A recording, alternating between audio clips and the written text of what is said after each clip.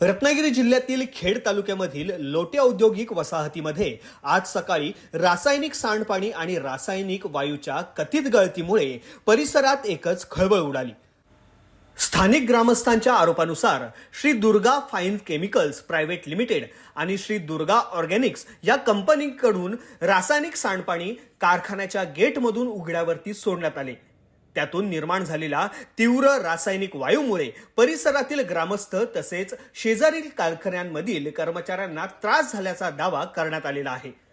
घटनेनंतर संतप्त ग्रामस्थांनी संबंधित कारखान्याच्या प्रवेशद्वारावरती धाव घेतली, मात्र त्यावेळी कारखान्याच्या व्यवस्थापनाकडून कोणतीही जबाबदार व्यक्ती चर्चा करण्यासाठी समोर आली नसल्याचा आरोपही करण्यात आला।